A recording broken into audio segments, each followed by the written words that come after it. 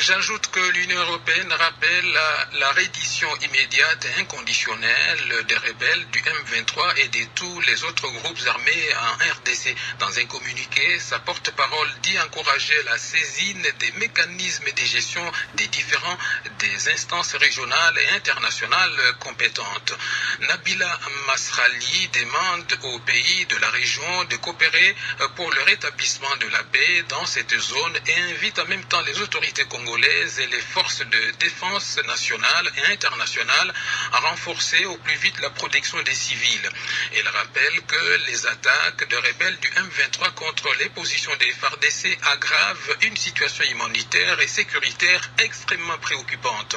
Elle rappelle que le crash d'un avion de la MONUSCO s'ajoute aux récents incidents qui ont fait plusieurs morts civiles et militaires. Nord Kivu encore. La reprise des attaques des rebelles du M23 dans le Rutshuru est une violation de l'accord cadre pour la paix, la sécurité et la coopération entre la RDC et ses voisins.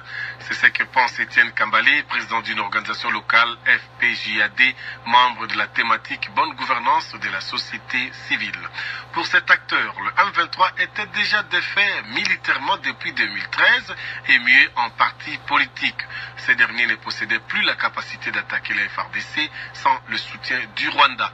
Étienne Kambale pense que la diplomatie congolaise doit agir parallèlement aux actions militaires. Il est au micro de Sifa Maguru. Présentement, les troupes du M23 avec leurs alliés rwandais, ils ont avancé sur plusieurs positions. Nous risquons d'avoir une surprise, mais nous risquons de perdre de grandes entités et couper Goma et l'intérieur du Rutshuru, ce qui est inacceptable. Le Rwanda a violé délibérément cet accord. Ils ont appuyé les M23 pour qu'ils puissent prendre nos entités. La première étape serait que le gouvernement, par le truchement du ministre des Affaires étrangères et notre répondant au niveau des conseils de sécurité, on interpelle directement le Rwanda pour que si le Rwanda ne retire pas ses troupes et ses éléments qu'il appuie du M23, la République démocratique du Congo va s'assumer. Les M23 avaient été défaits militairement. Il n'y avait même pas un village qu'ils occupaient. D'où sont-ils venus? C'est qu'ils ont bénéficié du soutien du Rwanda. Autre nouvelle, des échauffourées. Et puis sachez que les corps de 8 casquets bleus de la MONUSCO qui étaient à bord d'un hélicoptère en mission de reconnaissance abattu hier dans la région de Tchanzu sont déjà à Goma à la morgue de l'hôpital de la MONUSCO. Il s'agit de 6 ressortissants pakistanais, un russe et un serbe. Sifa Maguru, le secrétaire général des Nations Unies à New York, a déjà adressé un message de condoléances à leur famille et a annoncé l'ouverture des enquêtes pour déterminer les circonstances de ces drames. Il n'y a aucun survivant parmi les 8 casquets bleus qui s'est trouvé à bord de l'hélicoptère Puma qui a disparu et qui s'est écrasé hier dans la journée de mardi. Les corps ont été retrouvés lors d'une opération de recherche et de sauvetage lancée par la MONUSCO.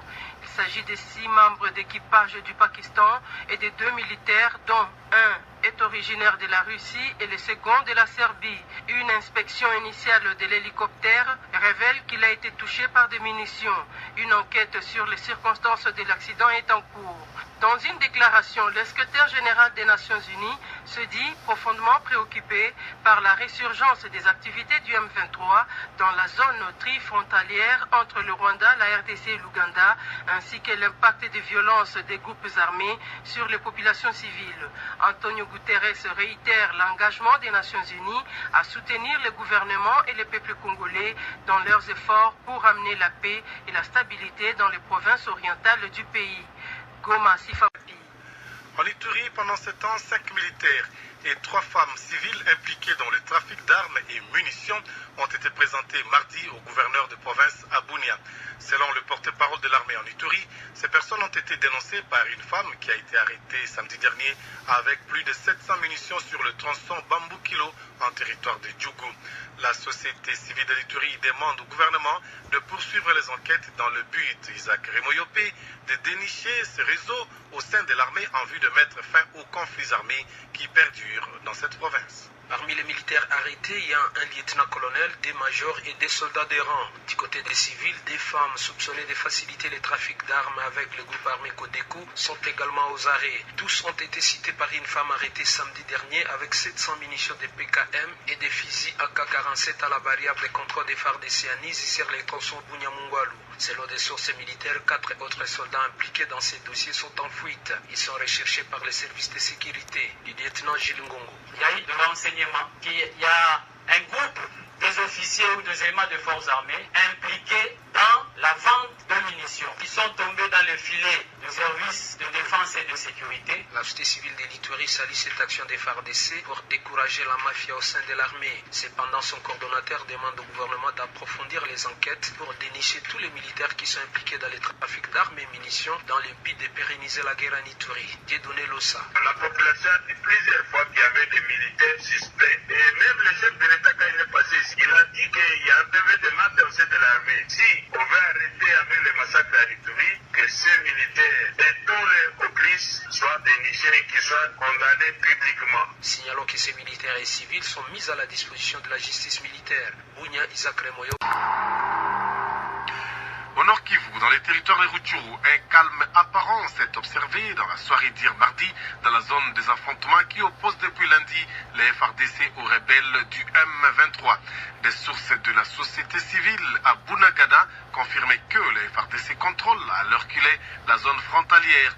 Les M23 ont été chassés de Rwanguba et se seraient repliés à Djomba et Tchanzu. De plus, Sifamagourou, les FARDC accusent les M23 d'avoir abattu un des 2 hélicoptères de la MONUSCO en pleine mission de reconnaissance dans la zone. Dans un communiqué officiel rendu public mardi soir, le porte-parole du gouverneur du Nord Kivu, le général Sylvain Kenge, affirme qu'au-delà des dégâts causés lundi 28 mars par les M23 à Tchanzu, Runyonyi, Ndiza, Tchengerero, les M23 viennent d'abattre dans la zone qu'ils contrôlent l'un des hélicoptères de la MONUSCO avec à son bord 8 casques bleus, membres d'équipage et d'observation. Les FARDC, poursuit le communiqué, sont à pied d'œuvre pour retrouver l'appareil et les potentiels survivants. Pour sa part, la MONUSCO, à travers son compte Twitter, a indiqué avoir perdu le contact avec un de ses hélicoptères en mission de reconnaissance dans la zone de Tchanzu. Pour le moment, les causes de cette disparition ne sont pas connues. Une enquête est ouverte sur les circonstances de ces drames. Par ailleurs, la société civile de Bunagana affirme que les affrontements de ce mardi ont fait au moins 4 morts côté M23 et 2 FARDC. 10 autres rebelles du M23 auraient été capturés côté ougandais alors qu'ils tentaient de fuir après avoir été chassés du côté congolais. Goma Sifamagourou Radio.